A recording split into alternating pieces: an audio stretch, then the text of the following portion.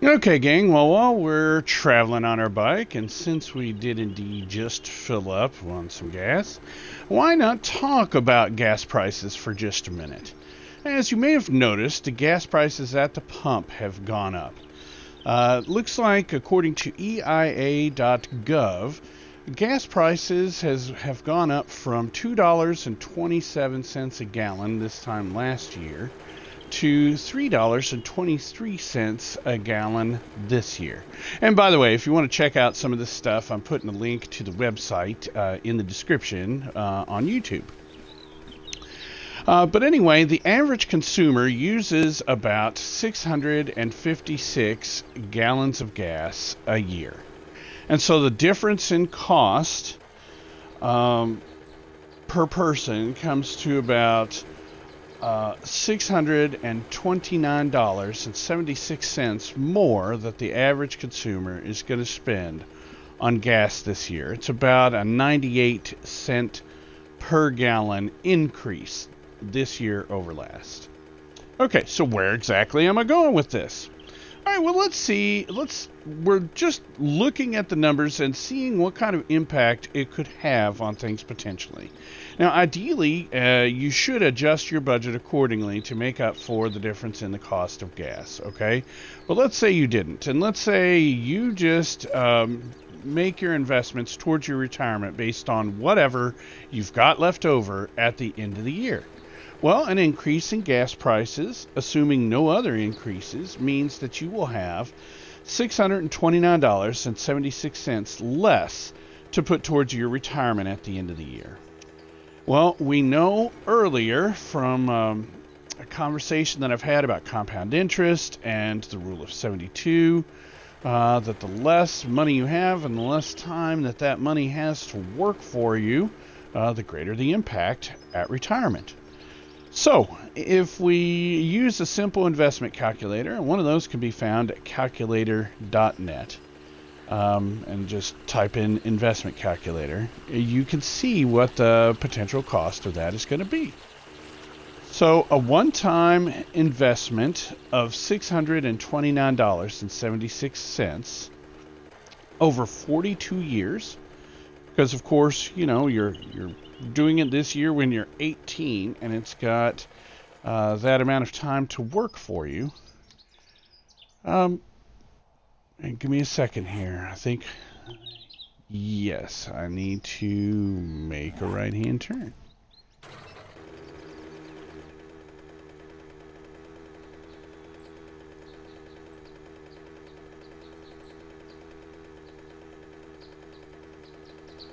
Yeah, where does this road take me exactly? Sorry, a little distraction. This road does get me eventually where I want to go, right? No, it does not. Alright, I was right. It is a right-hand turn. Turn right, Clyde. Okay, back to the point. Sorry, a little distracted because I've been up a little too late most of this week hanging out with a friend of mine. But a $629.76 one-time investment over 42 years, compounded each year on an annual basis, not doing anything fuzzy with the math, with zero additional dollars. We're assuming that this is the only year that gasoline prices impact your investments. Will add up to $72,877.80. That's the impact that 1 year's rising gas prices can have on your investments if you don't accommodate for it in your budget. You've got to be looking at your budget on a regular basis, and every time something changes, you've got to adjust accordingly. Now, ideally, you do not want money coming out of your retirement funds. You don't want to have $72,000. Remember, less at retirement. Remember what I've said, that a lot of times a small thing can make a huge difference later on. $600 more in gas costs over the year, that does not seem like a big deal. That seems like something that you can easily just dismiss. But no, that's not the case. If your income remains the same, if your income is stagnant, then you've got to make up for that $629 somewhere else so that you can keep those retirement funds on track for your retirement goals. That means you need to adjust your entertainment expenses. That means you need to adjust your vacation costs. That means that you need to adjust maybe your monthly food costs and tighten the old purse strings there, so that it doesn't have a detrimental impact on your retirement. Because 5 figures to me is a significant impact. 5 figures is 1 year's salary for a lot of people. Almost $73,000.